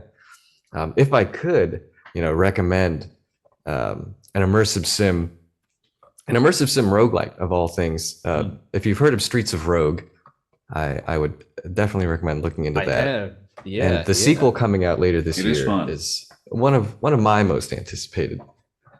But yeah, just something to think about. You Yeah, of might course. enjoy it. Yeah, I'm sure I would. I'll add that to the list. And man, there's just so many immersive sims to play. And at the moment, I mean, so many good demos as well. So Hmm. many good demos on Steam. Yeah, Like a you should never-ending list. Yeah, that toss is the world we live in. toss Y2K Nameless Psychosis onto that list of demos to check out. There you go. Yeah, you a big RPG fan? Kind of veering off into a tangent here, but Yeah, I do love a good RPG. I know I we am mentioned also Baldur's Gate earlier. Yeah. yeah, I'm also like a good old pen and paper tabletop RPG nerd as Oh yeah, well. this guy. Love that. Okay. Yeah. So if you have any more recommendations, just hit me with them for sure. Y2K Point V when that comes out. Yeah, totally. Yeah. Okay, well we can move into our Q&A from our community. We got a couple members of our community sent in some questions. Nick, would you like to start off, or would you like me? Certainly, yeah. So from that one bun, what do you consider separates you from other projects that evoke similar initial reactions, which I think is saying what separates you from similar From Cruelty yeah. Squad. I guess dystopian immersive sim type games, which as far as I know, there's you and Cruelty Squad. I don't know what else really would fit Yeah. into that I think that label. may also refer to just other immersive sims and Y2K boomer shooter style games in general, maybe. Um, and I guess for Parkside, it's just the sum of its parts. I mean, the atmosphere we've talked a little bit about is unique in and of itself. It has that sort of weird real life feeling to it, almost. The way I'm approaching the immersive sim elements, maybe because I'm not going the route of having a mini game for hacking, a mini game for lock picking. Mhm. It's sort of that Deus Ex. It's almost like Deus Ex and Thief. Thief was a big inspiration early on. So the immersive sim philosophy, but free of bloat, I guess, without calling things like lock picking mini games bloat because they can fit really well. I guess it's just the overall approach might be a bit different, and of course the drum and bass. Yeah. Yeah, certainly. That's crucial. Do you consider this project something that is for fun and a personal challenge, or something more, perhaps a mix of both? Oh, totally for fun and a challenge. Yeah. I think largely for fun. It started out as something for fun because I wanted something to do. And then the challenge came in when I was transitioning from just making that a simple linear shooter to adding in those immersive sim elements.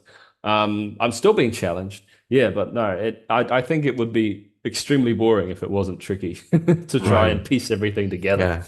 Yeah. Yeah, The juice is definitely going to be worth the squeeze, I'm for sure. sure. Yeah.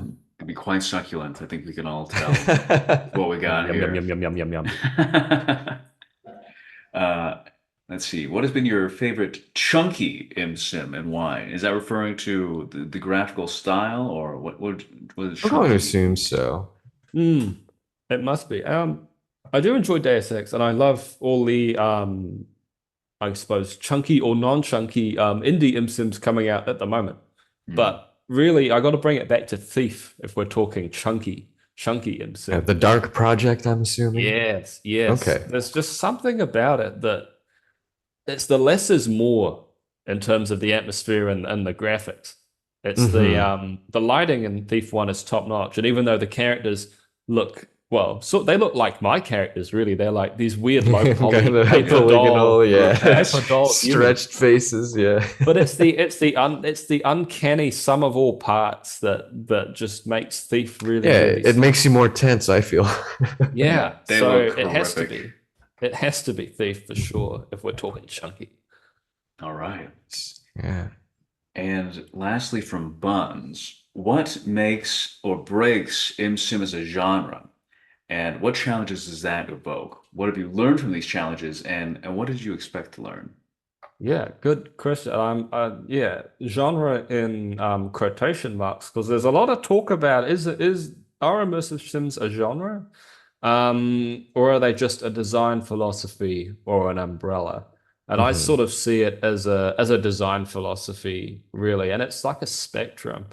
Um, a lot of people can be a little bit harsh when evaluating immersive sims. They'll say, well, you can do this in this game, but you can't do it in this other game. So this other game isn't an immersive sim. And they're really Mm, black or white with yeah. categorizing what is an immersive sim and what isn't.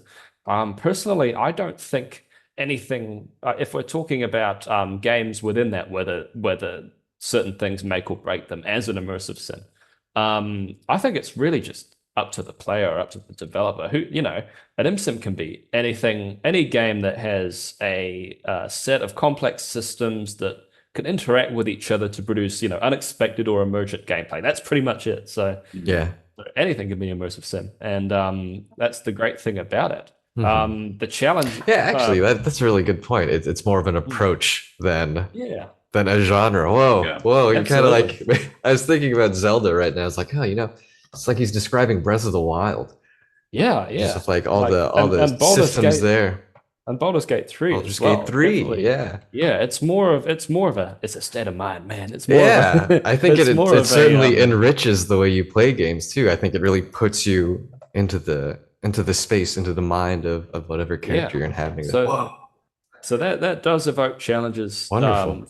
for me because well, with I'm glad that people are very passionate about immersive sims, but as I mentioned, they can be quite harsh. So as a developer, you feel sometimes there's a lot of pressure to make it imsimmy enough. Hmm. Hmm. But I'm trying to walk away from that a bit, and just have fun with it. Like I'm trying to Yeah. there's challenges in implementing things, immersive sim elements into a game, but ultimately I'm trying not to stress too much about it. As long as I've got like open maps, different routes, ways to solve problems, then it's an immersive sim, really. Yeah, And you're that I distilling the suppose, experience, it doesn't Reject the yeah, necessarily masses, have to critiques, and be. follow your heart. Exactly. yeah, exactly. So I suppose that's one of the biggest things I've learned making this game is Hmm. just go with the flow and Go just with the have fun with it. flow, but then keep a reasonable scope of ambition, it seems, Absolutely. It is all comes the back to lessons here. Yeah, that. yeah, right on.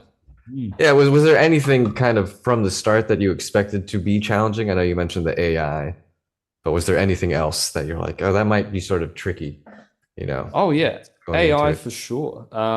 I think that was my number one. When I was starting out, I suppose the hardest thing was just finding the vibe, getting the vibe just right was something that initially challenged me. I didn't think too much in the beginning what technical things, what code things were going to be challenging.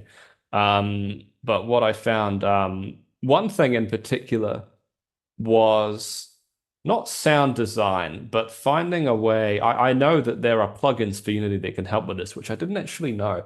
But when you play the demo, you'll go an event and the sound reverb changes and everything. It Hmm. sounds like you're in an event. I think that's something that challenged me is those little audio design things. Otherwise, That's I'm So actually struggling. audio. Yeah, crucial it's there, it's though. so crucial. Yeah. It was so Going important back that to I Thief, got that's a that. game where like audio, I feel, Yeah. is super important to And the I atmosphere. actually looked at because I my system is very janky and rudimentary. I actually looked at how Thief did it, and it blew my mind actually how it sort of calculated where sounds should come from and how they propagate. Hmm. Um, I'm sure. I but can only imagine. it probably took someone with a million IQ to figure that shit out. Yeah. Um, That's so cool, though. yeah, it's just something you don't really think about until you do think about it. Hmm. Mm. And it's Nice. so integral too. That's the craziest thing. Mm. It's something that you can completely not. Well, I guess that's the whole point. You don't think about it at all. It's just an existing system to put you in this world.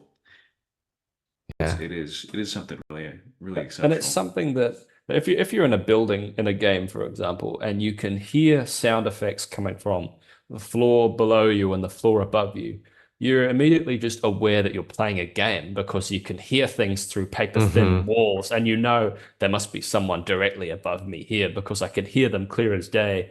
Um, because there's no muffle, there's no nothing. And I mean, I've sort of got a rudimentary system now, as you know, from playing the demo, muffling and reverb and vents and stuff. It's not Mhm. perfect, but at least there's something basic in there because it can really break the suspension of disbelief when when you suddenly are aware that you're engaging with sound within a video game in that way. Mhm. Yeah. Oh, certainly. Nice. All right, we got our next set of questions coming in from our producer Goon. He asks, "What books and authors have you felt inspired by while making Parkside, if any?" Yeah, that's interesting. So, I find myself more inspired by like film than books. Okay. Books are like my total escapism. So I read just fucking fantasy. Like Terry Pratchett is a favorite Oh, author of yeah, Okay. mine. Okay. Discworld. Yeah, Discord, it's hilarious. So reading is like my total lying in bed escapism, turn my brain off and just be Nice. a consumer of it kind of thing. Uh, Hey, hell yeah. and I mean, in my day job too, I spend so much time reading and writing in like a boring desk job admin capacity. So Right. like, yeah, read when I read, it's just, you know, just for leisure. But big inspirations for me are like film and a little bit of anime as well, actually. Like I mentioned Mhm. Ghost in the Shell. Yes, certainly. Yeah, I just rewatched that with my buddy the other night, and I was like, man, like the amount that this has probably inspired me without me realizing. Subconsciously. Yeah. Yeah. Yeah, yeah. So a lot of cyberpunk, sci-fi, and dystopian film and games. There's actually a lot of talk, weird talk right now that game devs who are just inspired by other games is being weirdly criticized or stigmatized because there's this, yeah, it's like this wacky idea that some people have that if you're only inspired by games as a game dev, then what you're creating is just some sort of derivative filtered Something down. derivative. Ah, Yeah, dumb. which I That's think is dumb. absolute bullshit because Yeah. it takes away the notion that the game dev can actually, you know, think for themselves. They have their own imagination Yeah. Right. and can create their own things out And of thin air. interpret things. Yeah. These guys are being Yeah, possessed by yeah, the spirit of Roger Ebert. They can't yeah, accept that games can be art on the same level as a film. Mhm. yeah. It's a really yucky kind of That mindset. is very annoying. And it just like Yeah. totally undermines the existence of things like tropes or anything within, Oh, for genre sure. like that. I Yeah. mean, yeah, tropes so important. But yeah, so no books, but movies. Hell Okay. yeah. Movies and yeah, anime. Movies and games, anime. Yeah. Anime, yeah. I really want to watch Blade Runner again. Love Blade Runner. Just The aesthetics yeah, are timeless. You can't very deny timeless. that. Yeah. A lot of mainstreamy inspirations. I'm struggling to think of anything sort of very niche that has No, no inspired me worries. a Yeah. lot. But Yeah. yeah, I'm sure it'll come to me. Next time, RoboCop. we'll cover it. Yeah, Paul Oh, Verhoeven. fuck. Yeah. Yeah. RoboCop, actually, yeah, a little bit. In terms of you are piloting this half human mechanical, not invincible, but very tough kind of death machine Right. Yeah. in the game. Yeah, separating you from being human in that way. Yeah, a Yeah. little bit of RoboCop in A there, little actually. RoboCop in there. Sort of What is a that's the man? funny thing about inspiration is if you don't think about it very much, it really is just all little subconscious tidbits from everything that you've encountered. So I Yeah. think I struggle to sort of pinpoint a lot of, well, what has actually inspired me. It's just random shit stored away in the memory bank. Hey, as it is and should be. As it Yes. is for sure. Very Both cool. together congeals into something brand new. That's the important thing. Yes, and it's certainly, yeah, we're certainly intrigued by The sum of its parts. what Parkside's got on offer. The Hell next yeah. question from Goon is, what is your favorite David Dees image? Ooh, Oh yeah. Sam, actually, you know what those yeah. are? I had to look up who David Dees is. He is so funny. It's so fucking good. It's so funny. Oh, I have to say, like you probably saw. I think probably started because I like tweeted out that I was doing the stream with Zwick with that David D's image as that little girl being like burnt to a crisp by a 5G tower. And These aren't AI. This is someone No, like this is a Oh, real no. guy made Okay. these. he's dead. Do you know he's dead? I Yeah, had he died. I didn't know He was that. silenced by the He government. fucking died. They got him. They fucking got it. 2020. Wow. Okay. Yeah, actually, I think it is that image of that little girl because it's so absurd. Just Mm. like actually being fried by 5G makes me think of this. There's this like cell tower near my house, and I walk my dog past it, and every time I do, my Bluetooth headphones like glitch out. So, and then I It's always think happening. of that. I always think of that image Yeah. whenever it happens. Just So, half of your Yeah. skull. yeah, You start I'm being Just smelling being fried. melted grilled out. toast. Yeah, my brain's being fried. The Oh my dog's gonna God. start talking. Oh, all right. Well, there you go. There you go, Goon. There's his favorite. Yeah, little girl being David burnt to a G's crisp by image. 5G. 5G. All right. Let's see. Yeah, next question. Your go-to McDonald's order. Ooh, yeah, that's a good one. I don't know, because in New Zealand we have some different menu items. Is there anything Um, exclusive there that we should be jealous of as Americans? well, we've got something called the Kiwi burger, which is a seasonal. It's not actually kiwi fruit, don't worry. It's Okay. like kiwi as in like New Zealander. Of course. And it's sort of like a Big Mac, but it's not. It's got so you know you got your beef, you got your cheese, it's sauce, all that stuff. But there's a slice of beetroot and an egg. A beetroot Okay. and egg. Yeah, I'll eat people it. love beetroot on burger is huge over here. So the Really? Kiwi burger, yeah, and How another thick is the piece of beetroot are we talking about? like Like like 2 inches. 3/4 of a centimeter. I don't know what that is in inches. Okay. Like Is it like Like 2 is it like the inches. same width maybe of a a third of an tomato inch? slice or is like a it third like of an inch. okay. Jeez. That is crazy. Beetroot and egg. I would eat it. I would eat It's it. Yeah. fucking good. It's real good. It can get soggy if you leave it too long, so you gotta like eat it quick. A kiwi burger. I could That's something we probably get in gotta 2 bites if I we'll was really recreate trying. it. Yeah, on It's stream. fucking good. We also get, I don't know if you guys get this, but seasonally we have like this thing where you buy fries and you get given like a flavor seasoning Oh, like sachet. the shaking. Yeah, the shaker I don't one. think Yeah, that's in I don't America. think we have that. That's Yeah. only international McDonald's. Yeah. it's so good. Like spicy seasoning on your fries. Like what more could you fucking want? It's so Yeah. good. But my go-to, I usually just get like, I was gonna say just get. I actually order quite a lot because I'm a fucking pig. I get like Big Smoke taught us anything, get you like know, you gotta go hard. I get like a large Big Mac meal, and then I get like a quarter pounder and a triple cheeseburger. Nice. Beautiful triple cheeseburger. Triple Do you not have bypass. It's fucking No, we do. hardcore. Ah, okay, sweet.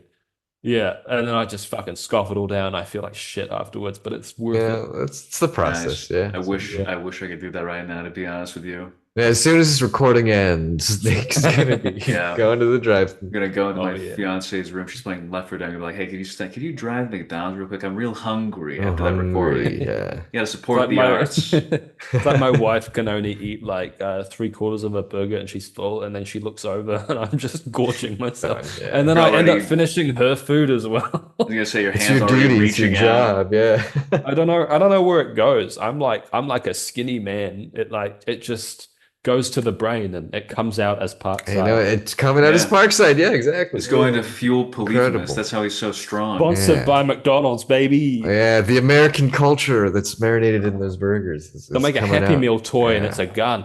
Like that, yeah, you know. There you go.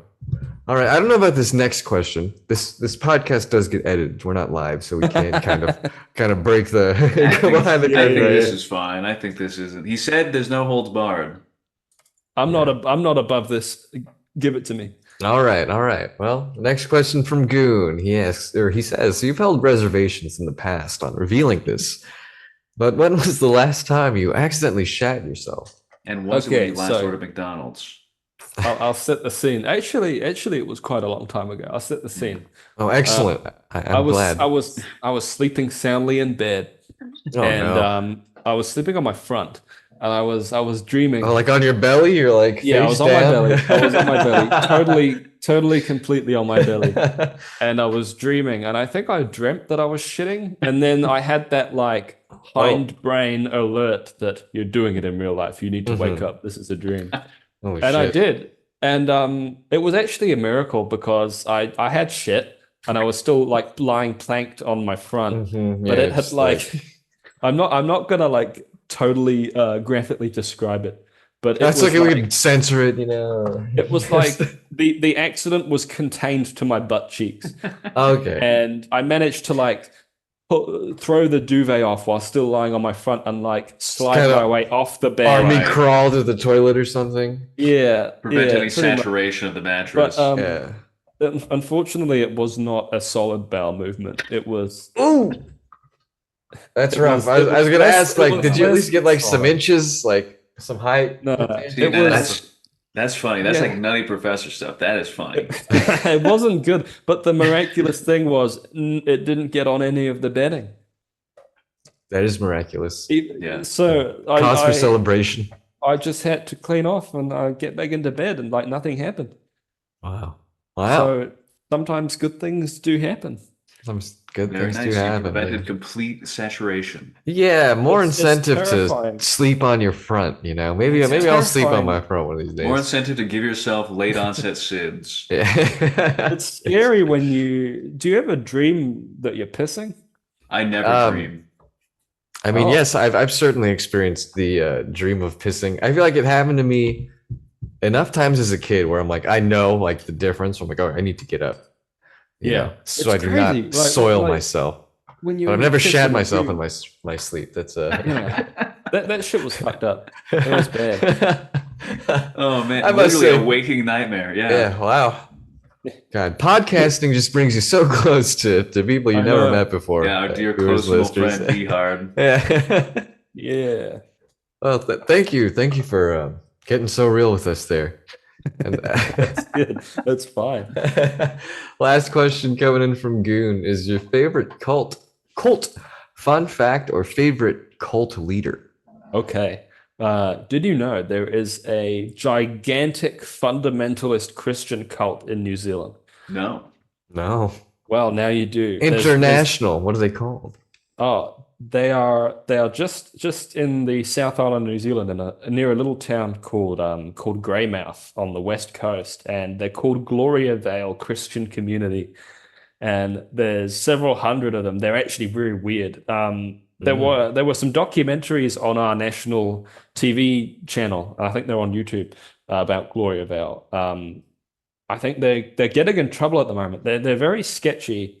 They're sort of like an end of the world Don't cult, say. but Wow. not, yeah. They're like an end of the world cult, fundamental Christians. But to our knowledge, people don't like get killed or sacrificed or anything. They try to put on this like very nice public face. They have like open days and carnivals, and the community, like people from the outside can come in, like, look, we got nothing to hide. Right. Meanwhile, they have jobs, and all their money goes to the cult leaders, church leaders, cult leaders, whatever. And yeah, it's very weird. They have, This is very strange. Like It an is very Aum strange. Shinrikyo kind of situation. yeah, they It sounds like the plot of a Midsommar, you know? Yeah, it's like- kind of like that because they're not allowed, to interact much with the outside world, although you do see them go out. The nearest fully equipped hospital to Gloriavale is in Christchurch. So sometimes you see a group of them, they go there for maternity tests or like, I don't know, ultrasounds or something. Sometimes you see them at the hospital mainly, or like they go and buy some stuff. There was actually a bunch in my town like a few weeks ago, very weirdly. Like I look over and there's these people in these like identical blue and white clothes. Like they wear Okay, I these was gonna like, say, is there a uniform? There's yeah, they always have a a uniform. uniform. They have a uniform. I think they've been in trouble a lot recently in court with employment court, allegations of sexual abuse, Oof. all Yeah. sorts of really really nasty stuff. And they have like approved names. So like when one of them is born, like it's not John Smith or like something like that. They have Okay. names like Steadfast Christian and like Hopeful Oh, Charity. okay, so they use Ah. like the fucking internet username generator. Yeah, Quick and easy yeah. identifiers, Yeah. freaks. Yeah, yeah. It's Whoa. really, really strange. So if you ever want to go down a rabbit hole of New Zealand's Christian Mhm. cult, it's called Gloria Vale. Oh, very cool, very insightful and educational. Thank you for that. Yeah, No they're going worries. crazy. All right.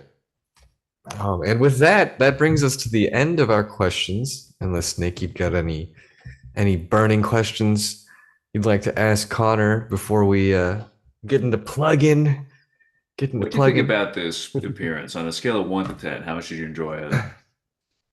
Oh, 10 out of 10. It was great chatting Okay, with you thank God. guys. I don't have to edit Dude. that out. Direct No, it was feedback. We love it. it was so fun. Yeah. I'm happy to talk about shitting myself. It's all Yeah, I mean, Yeah, honestly, if you want, we'd love to have you back when the game's out or a little bit after, whatever works for Or you. for 'Cause some any people, 100%. fucking or occasion, you anything. know? If you're Yeah. ever just like, hey, what are you guys up to? I'm bored as hell. We'll be like, you know what? Other guests, get the hell. Connor wants to come Mhm. on.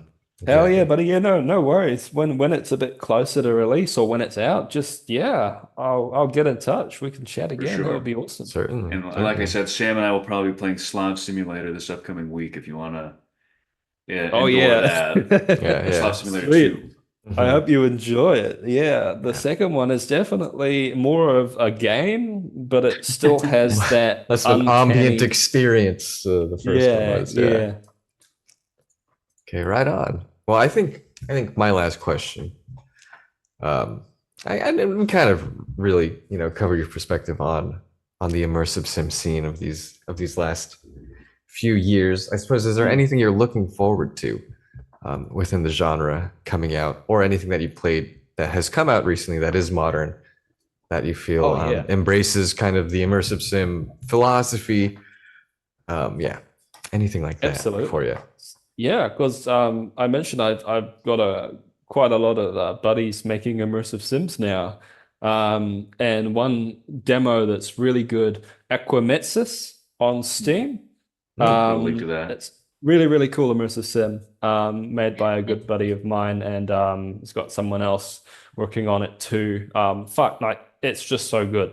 Like it has a lot of promise. The demo doesn't have this, but it's going to be an immersive sim hybrid base building and person management game. Okay, So say interest peaked. it's got like a map where you can send your mercenary across the map to do a mission, and it takes a few days, and then you get there and play it first person shooter immersive sim, and make money to upgrade your base that your personnel use. And yeah, it's Oh, shaping up to be fucking cool. So that Nice. that, that is definitely right up my alley. check it That's out. actually like exactly what I wanted from Metal Gear Solid 5 when you would send out your little soldiers on missions Right. and things. Oh Almost, yeah, almost like and Jagged yeah. Alliance That was my favorite style. thing in Peace Walker was doing exactly that.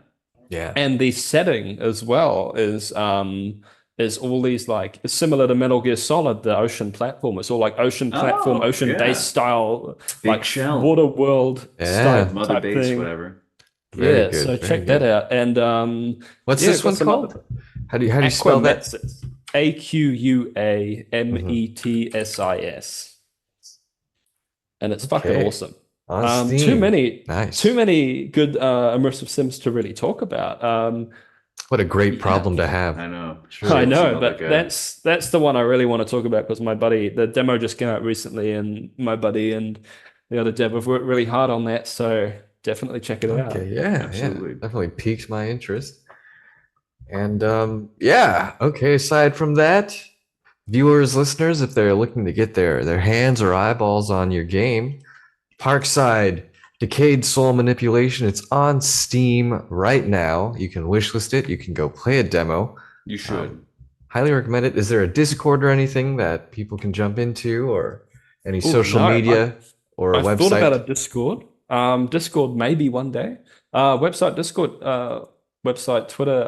So you could follow me on Twitter at BHardsoft Games. There's also Wonderful. the website, parksidegame.com, and I've got a YouTube channel where I post a lot of the similar dev videos and things that I post on Twitter, just BananaHardsoft on YouTube. Excellent. All Excellent. right. Check it out. You'll Yeah, be doing check it yourself out. a real Yeah. disservice not going on all of those platforms and looking at all those things. You will be wasting your time. You'll be Mhm. wasting your life not looking at these things. Yeah. Unobserved, it's not worth living. Yeah. So Brutal. and as always, you can find me on X at the Super Samicom. You can find Nick at Somebody Stop Me. We were Video Ditch Pod. We will link everything below. If you enjoyed what you heard today, what you watched, what you listened to, consider liking or subscribing or even leaving a Yes, comment, that whole or rigmarole. jumping into the Discord. Yeah, really the best way to get any. Come in, tell us what you really think. Yeah, we'd love some direct Just feedback. follow the rules, don't piss me off. Mhm. Or you Yeah, and will I'm be in the banned. Discord too. So if He you want to is. make Exactly. fun of me and call me a cunt, you go He's, there. he's personally teaching me Japanese. It's quite exciting. Yes. But truly, Connor, thank you for coming on tonight. This was a huge pleasure for Nick and I. Yeah. And Thank we're you, really Sam and Nick, so much. It's been great. we're looking forward to the game when it comes out. And viewers, listeners, until then, we've been Video Ditch. Thank you for listening. Keep on gaming in the free world. Yeah, game to the lame dame, game. Game.